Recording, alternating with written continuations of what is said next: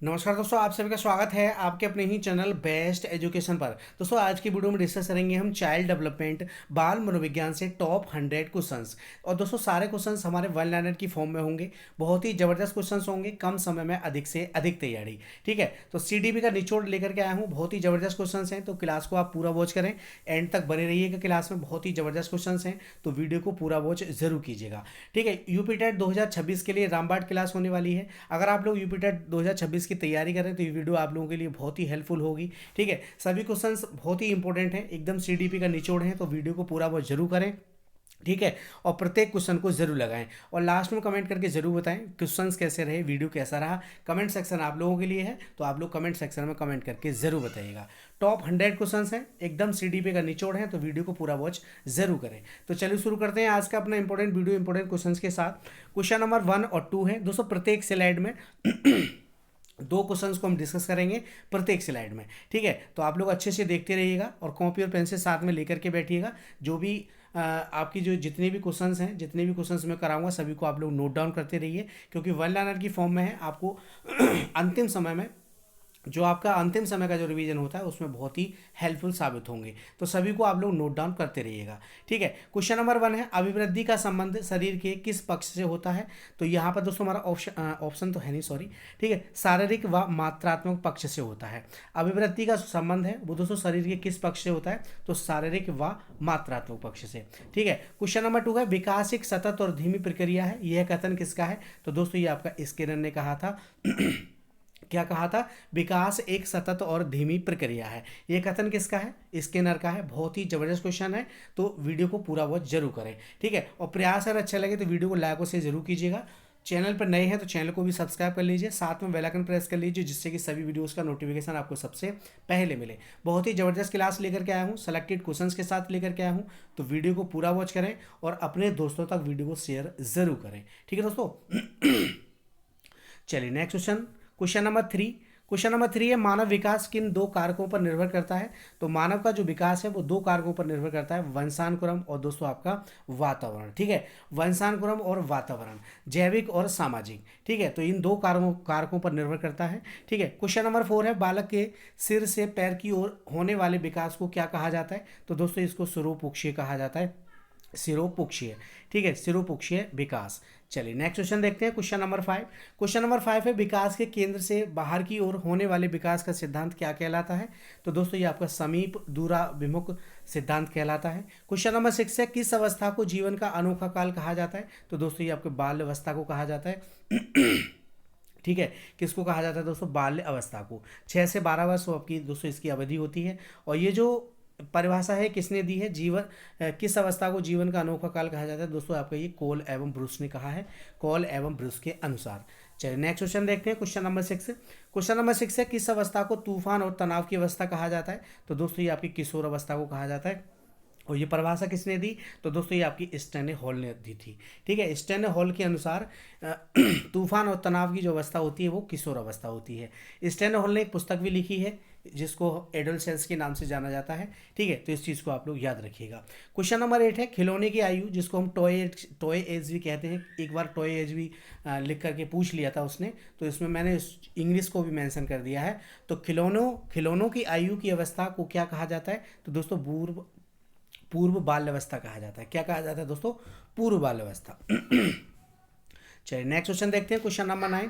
किसे टोली या समूह की आयु जिसको गैंग एज कहा जाता है। ठीक है, किसे टोली या समूह की आयु कहा जाता है। तो दोस्तों बाल्यावस्था को कहा जाता है। ये भी क्वेश्चन आपका बहुत ही इंपॉर्टेंट है। क्वेश्चन नंबर 10 है, विकास कैसी प्रक्रिया है, गुणात्मक या मात्रात्मक। तो विकास जो है दोस्तों आपकी ये विकास गुणात्मक और मात्रात्मक दोनों है, मुख्यतः गुणात्मक है। ठीक है, याद रखिएगा, बहुत ही इंपॉर्टेंट क्वेश्चन है। सभी क्वेश्चंस बहुत ही इंपॉर्टेंट लेकर के आए हूँ, तो वीडियो को पूरा वॉच करें। 20 से 22 मिनट में आपका वीडियो खत्म हो जाएगा, बहुत ही ज़बरदस्त तरीके से आपका रिवीजन हो जाएगा। ठीक है, यूपी टेट के लिए बहुत ही रामबाण क्लास है, तो आप लोग अच्छे से तैयार कीजिएगा। क्वेश्चन नंबर 11 है, वंशानुक्रम व्यक्ति की जन्मजात विशेषताओं का पूर्ण योग है, यह परिभाषा किसने दी। तो दोस्तों ये आपकी BN झा ने दी थी। ये किसकी परिभाषा है, BN झा की। क्वेश्चन नंबर 12 में, माता पिता के गुणसूत्रों की संख्या कितनी होती है। तो दोस्तों इसमें 23 जोड़े होते हैं, टोटल जो होते हैं 46 गुणसूत्र होते हैं। ठीक है, याद रखिएगा, अगर X और X मिलेंगे तो क्या होगा दोस्तों, गर्ल होगी। ठीक है, और एक्स और वाई मिलेंगे गुणसूत्र तो क्या हो जाएगा दोस्तों, बॉय होगा। ठीक है, इस चीज़ को आप लोग याद रखें। ठीक है, बहुत ही इंपॉर्टेंट क्वेश्चन है, इंपॉर्टेंट में लगा लीजिए सभी क्वेश्चंस को। तो यहाँ पर 23 जोड़े होते हैं 46 कुल गुणसूत्र 46 होते हैं, 23 जोड़े। चलिए नेक्स्ट क्वेश्चन देखते हैं, क्वेश्चन नंबर 13। लड़के के जन्म के लिए कौन सा गुणसूत्र उत्तरदायी होता है? तो एक्स वाई होता है। अभी हमने डिस्कस किया था एक्स और वाई। ठीक है, जब लड़का पैदा होगा तो एक्स और वाई गुणसूत्र मिलेंगे, उनके मिलने से लड़का पैदा होता है। ठीक है, अगर आप लोग एक्स और एक्स को मिलाएंगे तो क्या हो जाएगा दोस्तों, लड़की पैदा होगी। ठीक है, याद रखिएगा, बहुत ही इंपॉर्टेंट क्वेश्चन है। क्वेश्चन नंबर 14 है, वर्णांधता और हीमोफीलिया किस प्रकार के कारक हैं? ठीक है, तो ये आपके दोस्तों वंशानुगत कारक हैं, वंशानुगत रोग हैं, इनको आप लोग याद रखिएगा, वर्णांधता और दोस्तों आपका हीमोफीलिया। ठीक है, कैसे हैं, वंशानुगत रोग हैं। चलिए नेक्स्ट क्वेश्चन देखते हैं, क्वेश्चन नंबर 15। समानता का नियम क्या बनाता है, क्या बताता है? समानता का जो नियम है वो क्या बताता है? Law of similarity. ठीक है, तो जैसे माता पिता होते हैं वैसे ही उनकी संतान होती है, यही बताता है ये आपका दोस्तों समानता का नियम। याद रखिएगा, ये भी आपका इंपॉर्टेंट क्वेश्चन है। ठीक है, क्वेश्चन नंबर 16 है, वातावरण वह बाहरी शक्ति है जो हमें प्रभावित करती है, यह कथन किसका है? तो दोस्तों ये रॉस का कथन है।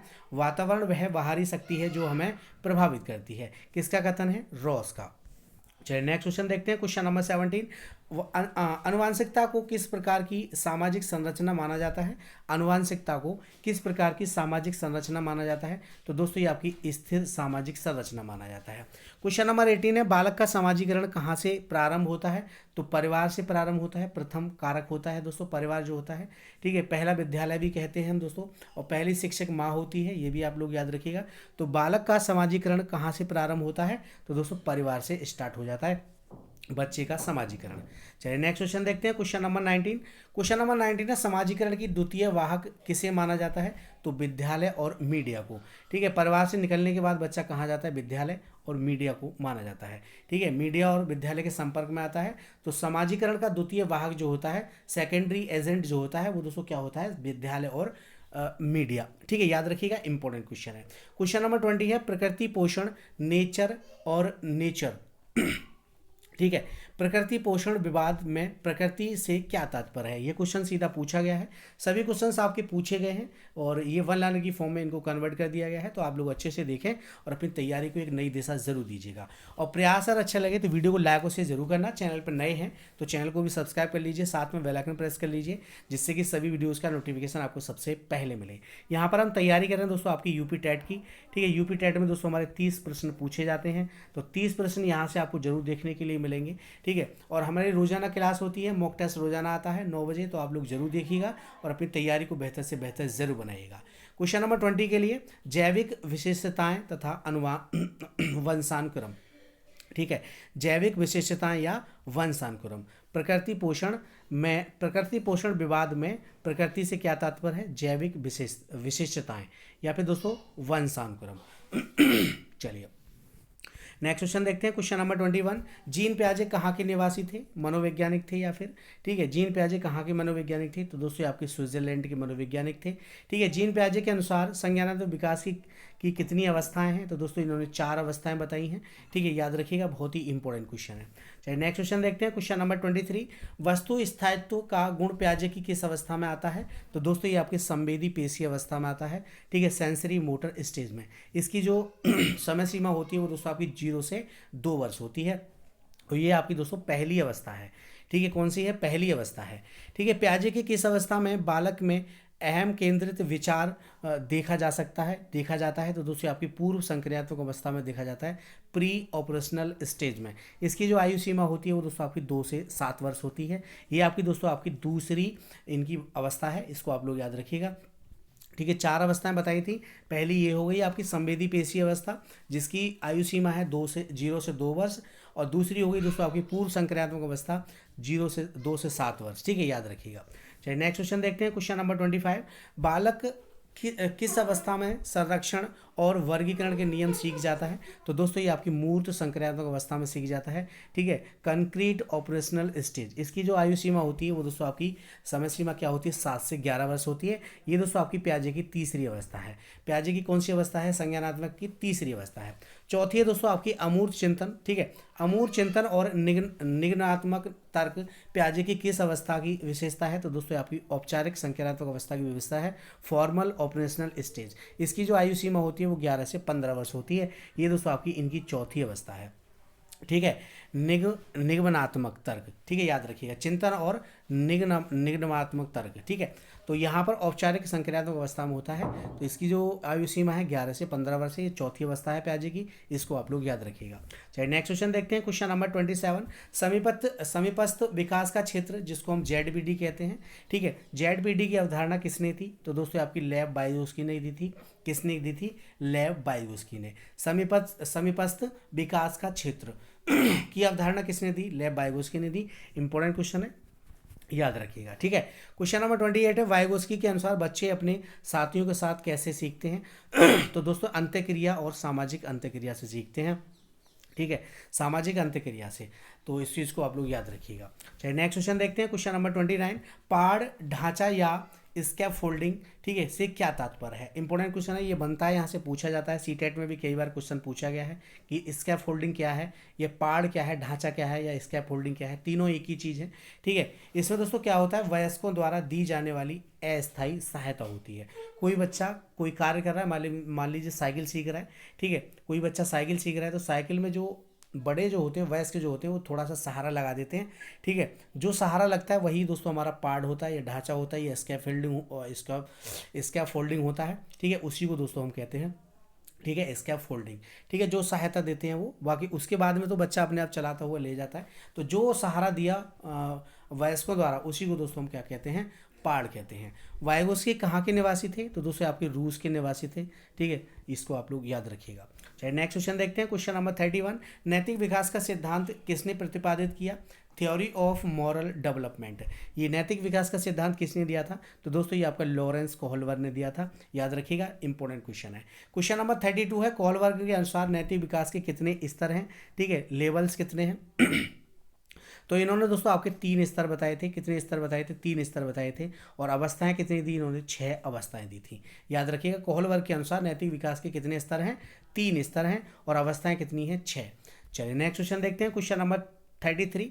क्वेश्चन नंबर 33 है, हिंज की दुविधा का संबंध किस मनोवैज्ञानिक के प्रयोग से है? हिंज की दुविधा, तो दोस्तों ये आपकी कोहलवर्ग के सिद्धांत से है, ठीक है, याद रखिएगा, इंपॉर्टेंट क्वेश्चन है। क्वेश्चन नंबर 34 है, अच्छा लड़का अच्छी लड़की अनुकूलन कोहलवर्ग के किस स्तर के अंतर्गत आता है? तो दोस्तों ये आपके पारंपरिक स्तर के अंतर्गत आता है, ठीक है। तो यहाँ पर क्या हो जाएगा? पारंपरिक स्तर, याद रखिएगा। सभी क्वेश्चंस एकदम सेलेक्टेड हैं, सीडीपी का निचोड़ है, तो आप लोग अच्छे से देखें और अपनी तैयारी को बेहतर से बेहतर बनाएं, ठीक है, और सफलता प्राप्त करें। एक ही बार में आप लोग यूपी टेट निकालेंगे, 30 में से 30 क्वेश्चन, ये मेरी गारंटी है, आप लोग सही करके आएंगे सीडीपी से, ठीक है। तो वीडियो को शेयर करते रहिए सभी दोस्तों में, और तैयारी करते रहिए अपनी अच्छे से। आप क्योंकि अब ज़्यादा समय है नहीं, क्योंकि आपका जुलाई में आपका एग्ज़ाम है, तो आप लोग अच्छे से लग जाइए, ठीक है। और यूपी टेट का आपका एग्ज़ाम हो चुका है, आई होप आप लोगों ने कुछ बच्चों ने यूपी टेट का भी एग्ज़ाम दिया होगा, और आपका टेट भी भरा होगा, ठीक है। तो आप लोग लग जाइए पूरी तरीके से। अब आपके पास 20 से 22 दिन हैं, तो आप लोग अच्छे से देखें और अपनी तैयारी को बेहतर से बेहतर ज़रूर बनाएं। क्वेश्चन नंबर 35 है, मनोसामाजिक विकास का सिद्धांत, ठीक है, किसने दिया? तो दोस्तों ये आपका एरिक एरिक्सन ने दिया था, याद रखिएगा। क्वेश्चन नंबर 36 है, एरिक एरिक्सन ने मनोसामाजिक विकास की कितनी अवस्थाएं बताई? तो दोस्तों इन्होंने 8 अवस्थाएं बताई हैं, ठीक है, पूरे जीवन काल को इन्होंने अवस्थाओं में बांट दिया है। चलिए नेक्स्ट क्वेश्चन देखते हैं, क्वेश्चन नंबर 37। पहचान संकट किस अवस्था की मुख्य समस्या है? पहचान संकट, आइडेंटिटी क्राइसिस, ठीक है। तो बताइए इनमें से कौन सा, सॉरी, ये दोस्तों आपकी किशोर अवस्था की अवस्था है, ये एरिक एरिक्सन के द्वारा इनकी द्वारा दिया गया है, ये किशोर अवस्था, ठीक है। क्वेश्चन नंबर 38 है, पारिस्थितिकी तंत्र सिद्धांत किसने दिया? ठीक है, इकोलॉजिकल सिस्टम थ्योरी किसने दी थी? तो दोस्तों ये आपकी यूरी ब्रोन फेन ब्रेनर ने दी थी, याद रखिएगा। दोनों ही क्वेश्चन आपके वेरी इंपॉर्टेंट है। चलिए नेक्स्ट क्वेश्चन देखते हैं, क्वेश्चन नंबर 39। ब्राउन फेन फ्रोमर के अनुसार बालक का परिवार उसके किस मंडल में आता है? तो दोस्तों ये आपकी लघु मंडल में आता है। किस में आता है दोस्तों? लघु मंडल में। क्वेश्चन नंबर 14 है, भाषा विकास का सिद्धांत किसने दिया? तो दोस्तों ये आपकी नोमान चोम्स्की ने दिया था। नोमान चोम्स्की दोस्तों आपके अमेरिका के निवासी थे। ठीक है, याद रखिएगा, इंपॉर्टेंट क्वेश्चन है। चलिए नेक्स्ट क्वेश्चन देखते हैं, क्वेश्चन नंबर 41। चौमस्की के अनुसार बच्चों में भाषा सीखने की क्षमता कैसे होती है? तो जन्मजात होती है। ठीक है, नोमान चौमस्की ने कहा था कि बच्चों में जो भाषा सीखने की क्षमता होती है वो जन्मजात होती है। लेड का पूर्ण रूप क्या है? LAD, लेड का पूर्ण रूप क्या है जिसे चौमस्की ने प्रतिपादित किया था?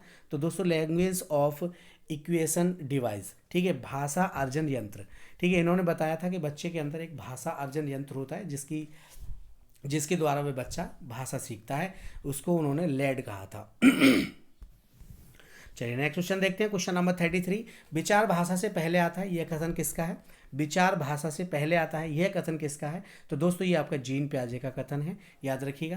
क्वेश्चन नंबर 44 है, भाषा विचार को निर्धारित करती है या दोनों अंत है संबंधित हैं, यह मत किसका है? तो दोस्तों आपका वाइगोस्की का मत है। ठीक है, चलिए आगे देखते हैं, क्वेश्चन नंबर 45।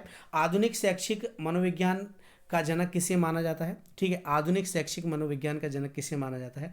तो एल्बर्ट एल थॉर्नडाइक को माना जाता है। आधुनिक विज्ञान का जनक किसे माना जाता है? थॉर्नडाइक को। थॉर्नडाइक ने अपने प्रयोग किस जीव पर किए थे? तो बिल्ली पर किए थे, और मुख्य नियम दिए थे इन्होंने। ठीक है, मुख्य नियमों के लिए, तो यहाँ पर हमारा बिल्ली हो जाएगा। चलिए नेक्स्ट क्वेश्चन देखते हैं, क्वेश्चन नंबर 47। प्रयास एवं त्रुटि का सिद्धांत किसने दिया? ठीक है, ट्रायल एंड एरर थ्योरी किसने दी? तो दोस्तों ये आपकी थॉर्नडाइक ने दी थी। ठीक है, बिल्ली पर जो प्रयोग किया था। थॉर्नडाइक के अधिगम के मुख्य नियम कितने हैं? तो अधिगम के इन्होंने दोस्तों 3 मुख्य नियम बताए, तत्परता का नियम, अभ्यास का नियम और प्रभाव का नियम, और 5 दोस्तों आपके इन्होंने गौण नियम बताए थे। चलिए next question, question number 49। Question number 49 में उद्दीपन अनुक्रिया सिद्धांत के प्रतिपादक कौन है? तो उद्दीपन अनुक्रिया सिद्धांत जो है RS थ्योरी, जिसको बॉन्ड थ्योरी भी कहा जाता है, RS बॉन्ड थ्योरी। ठीक है, ये थॉर्नडाइक का ही है, उसी का नाम है प्रयास एवं त्रुटि का सिद्धांत जो है। ठीक है, तो थॉर्नडाइक हो जाएंगे। क्वेश्चन नंबर 50 है, शास्त्रीय अनुबंधन सिद्धांत की प्रतिपादन किसने किया था? शास्त्रीय अनुबंधन का सिद्धांत का प्रतिपादन किसने किया? Classical conditioning. ठीक है, क्लासिकल कंडीशनिंग जो थ्योरी है वो किसने दी? वो दोस्तों आपकी इवान पेट्रोविच पावलोव ने दी थी। ठीक है, किसने दी थी? पावलोव ने। चलिए नेक्स्ट क्वेश्चन देखते हैं, क्वेश्चन नंबर 51। पावलोव को उनके कार्य के लिए नोबेल पुरस्कार कब मिला था? इंपॉर्टेंट क्वेश्चन है दोस्तों। पावलोव को उनके कार्य के लिए नोबेल पुरस्कार कब मिला था? तो वर्ष 1904 में मिला था, पाचन क्रिया पर कार्य के लिए। ठीक है, याद रखिएगा, इंपॉर्टेंट क्वेश्चन है ये भी आपके। 100 क्वेश्चंस लेकर के आया हूँ। 100 क्वेश्चन ही दोस्तों आपके बहुत ही इंपॉर्टेंट है। क्वेश्चन नंबर 52 है, पावलोव के प्रयोग में घंटी की आवाज़ क्या थी? तो अनुबंधित उद्दीपन थी, जिसको CS कहा गया, कंडीशनल स्टिमुलस। ठीक है, तो याद रखिएगा। ठीक है, चलिए नेक्स्ट क्वेश्चन देखते हैं, क्वेश्चन नंबर 53। पावलोव के प्रयोग में भोजन देकर कुत्ते के मुंह में लार आना कैसी क्रिया है? तो दोस्तों ये अनुबंधित क्रिया थी, UCR, जिसको अनकंडीशनल्ड रिस्पॉन्स कहा गया। ठीक है, क्वेश्चन नंबर 54 है, क्रिया प्रशुद्ध अनुबंधन सिद्धांत किसने दिया? तो ये दोस्तों आपका BF स्किनर ने दिया था। चलिए नेक्स्ट क्वेश्चन देखते हैं, क्वेश्चन नंबर 55।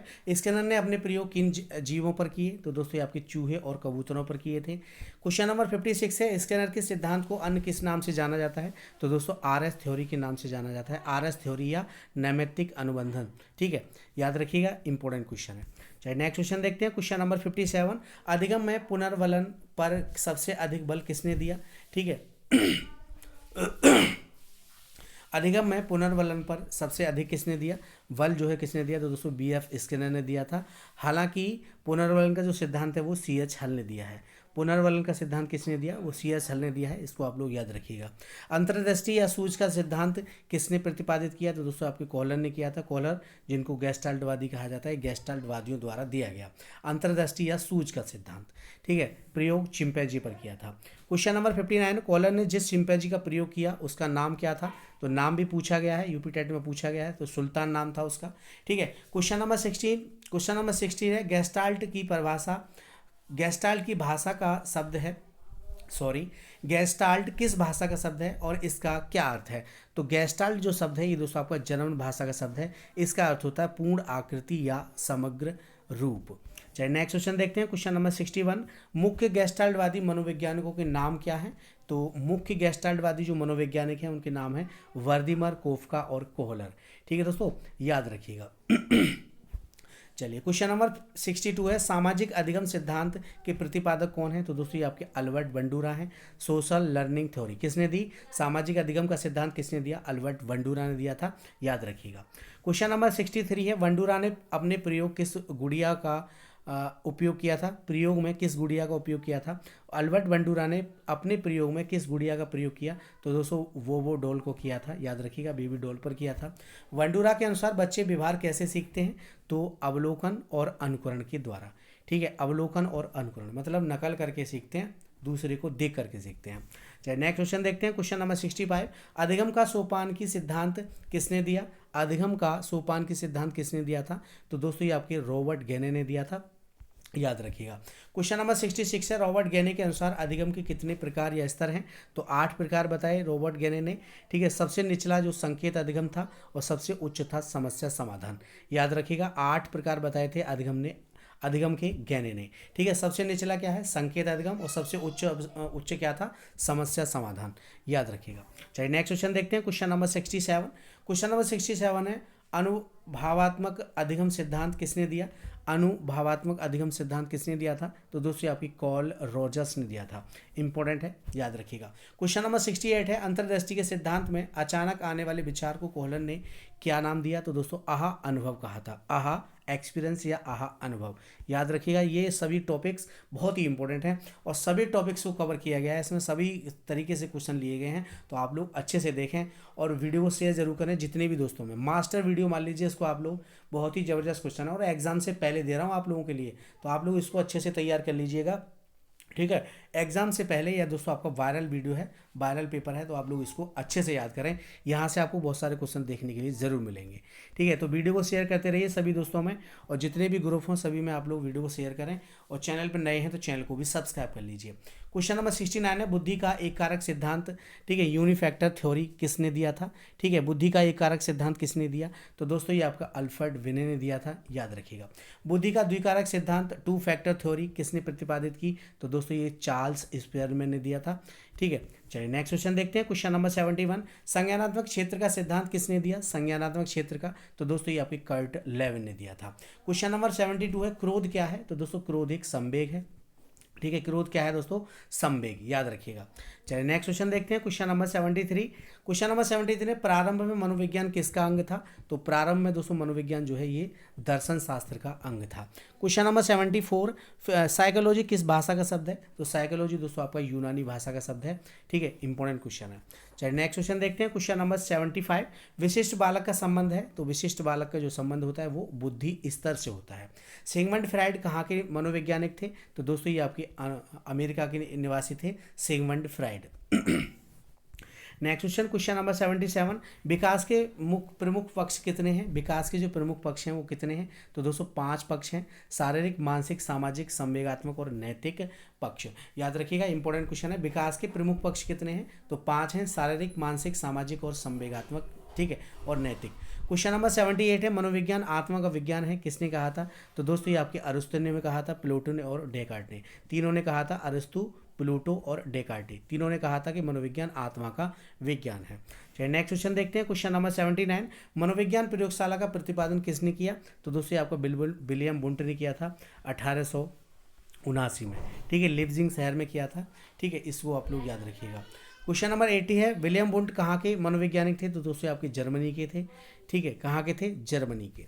चलिए नेक्स्ट क्वेश्चन देखते हैं, क्वेश्चन नंबर 81, शिक्षा मनोविज्ञान किसकी पुस्तक है? तो दोस्तों ये आपकी थॉर्नडाइक की है, 1913 में प्रतिपादित हुई थी। ठीक है, शिक्षा मनोविज्ञान किसकी पुस्तक है? थॉर्नडाइक की।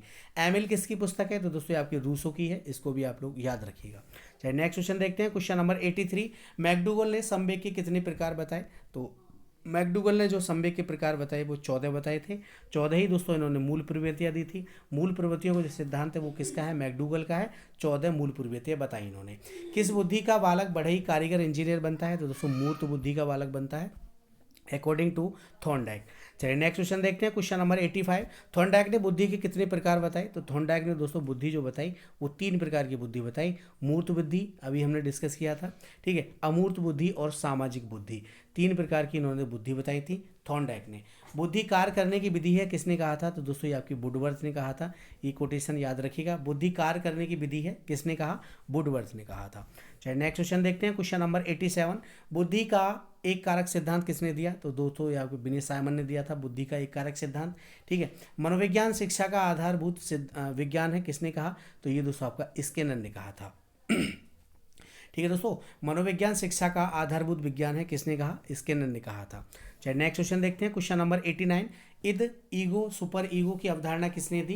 तो दोस्तों ये आपकी सिगमंड फ्राइड ने दी थी। ठीक है, किसने दी थी? सिगमंड फ्राइड ने। क्वेश्चन नंबर 19 है, अंतर्दृष्टि का सिद्धांत किसने प्रतिपादित किया? तो अंतर्दृष्टि का जो सिद्धांत है ये कॉलर, वर्दीमर और कोफका ने किया था। ठीक है, ये अभी इसका रिपीट हो गया क्वेश्चन। चलिए नेक्स्ट क्वेश्चन देखते हैं, क्वेश्चन नंबर 91। क्वेश्चन नंबर 91 है, गेस्टाल्टवाद संप्रदाय के जनक कौन है? तो गेस्टाल्टवाद संप्रदाय के जो जनक हैं वो है कॉलर, वर्दीमर और कोफका। ठीक है, क्षेत्रीय सिद्धांत का प्रतिपादन किसने किया? तो दोस्तों ये आपका कर्ट लेवन ने किया था। चलिए नेक्स्ट क्वेश्चन देखते हैं, क्वेश्चन नंबर 93। बालक के रक्त समूह को कौन सा कारक प्रभावित करता है? तो दोस्तों ये आपकी आनुवांशिकता करती है। क्वेश्चन नंबर 94 है, पूर्व विषय वस्तु को याददाश्त के रूप में संचित रखने की क्षमता कहलाती है, तो स्मृति कहलाती है। स्मृति को मेमोरी भी बोलते हैं। ठीक है, पूर्व विषय वस्तु को याददाश्त के रूप में संचित रखने की क्षमता कहलाती है, तो क्या कहलाती है? स्मृति। ठीक है, चलिए नेक्स्ट क्वेश्चन देखते हैं, क्वेश्चन नंबर 95। क्वेश्चन नंबर 95 में वंशानुक्रम व्यक्ति की जन्मजात विशेषताओं का पूर्ण योग है, किसने कहा था? तो ये दोस्तों आपका BN झा ने कहा था। क्वेश्चन नंबर 96 है, मैस्लो द्वारा मनुष्य की कितनी अवस्थाओं को चिन्हित किया गया? तो 5 अवस्थाओं को स्वीकृत किया गया था। ठीक है, चिन्हित किया गया था। मैस्लो का सिद्धांत है आवश्यकता का सिद्धांत। ठीक है, शारीरिक आवश्यकता, सुरक्षा, प्रेम, सम्मान और लक्ष्य, ये आपकी पांचों हैं, इनको आप लोग नोट डाउन करिएगा। चलिए नेक्स्ट क्वेश्चन देखते हैं, क्वेश्चन नंबर 97। भाटिया बैटरी का प्रयोग किसके मापन हेतु के लिए किया जाता है? तो बुद्धि के लिए किया जाता है। भाटिया बैटरी का प्रयोग किसके मापन के लिए किया जाता है? तो बुद्धि मापन के लिए किया जाता है। Question number 98। क्वेश्चन नंबर 98 है, टर्मन 98 है, टर्मन के अनुसार 90 से 100 बुद्धि लब्धि का बालक माना जाता है, तो सामान्य बुद्धि का बालक माना जाता है 90 से 100 के बीच में, सामान्य बुद्धि। चलिए नेक्स्ट क्वेश्चन देखते हैं, क्वेश्चन नंबर 99। क्वेश्चन नंबर 99 है, दूसरे व्यक्ति के व्यवहार की नकल है, तो अनुकरण कहलाती है। ठीक है, दूसरे व्यक्ति के वाह्य व्यवहार की नकल क्या कहलाती है? अनुकरण कहलाती है। Question number 100। सामान्य बुद्धि के बालक प्राय किस अवस्था में बोलना सीख जाते हैं? तो दोस्तों ये आपकी 11 माह की अवस्था में बोलना सीख जाते हैं सामान्य बुद्धि वाले बच्चे, जिनका IQ लेवल 90 से 110 मतलब 100 के बीच में ही होता है। ठीक है, तो इस चीज़ को आप लोग याद रखिएगा, 110 के बीच में होता है। ठीक है, 91 से 110, तो 11 माह का बच्चा जो है वो सामान्य बच्चा कहलाता है, सामान्य बुद्धि का, और इसमें बोलना सीख जाता है। ठीक है, तो ये थे मोस्ट 100 क्वेश्चंस CDP का निचोड़। क्लास कैसी रही? मास्टर क्लास है दोस्तों, क्लास कैसी रही कमेंट सेक्शन में कमेंट करके ज़रूर बताएं। क्वेश्चंस कैसे रहे ये भी बताइएगा। ठीक है, यूपी टेट 2026 के लिए रामबाड़ क्लास है, तो आप लोग अच्छे से देखें, सभी चीज़ों को नोट डाउन करें। ठीक है दोस्तों, और प्रयास अगर अच्छा लगे तो वीडियो को लाइक और शेयर जरूर कीजिएगा। चैनल पर नए हैं तो चैनल को भी सब्सक्राइब कर लीजिए, साथ में बेल आइकन प्रेस कर लीजिए, जिससे कि सभी वीडियोज़ का नोटिफिकेशन आपको सबसे पहले मिले। ठीक है, ये वन लाइनर की फॉर्म में है, कम समय में अधिक से अधिक तैयारी, तो वीडियो को शेयर जरूर करें और सभी चीज़ों को नोट डाउन जरूर करें। ठीक है, जिससे कि जो अंतिम समय की तैयारी होगी, आप लोग जब कॉपी पे लिखे हुए होंगे तो एक नज़र में आप लोग इनको रिवीजन कर लेंगे। तो बहुत ही ज़बरदस्त और रिवीजन के तौर पे बहुत ही अच्छी क्लास है, तो आप लोग अच्छे से देखें। ठीक है दोस्तों, और तैयार करें। मिलते हैं अगली वीडियो में नए क्वेश्चंस, नए मॉक टेस्ट के साथ। तब तक के लिए जय हिंद, जय भारत, धन्यवाद दोस्तों।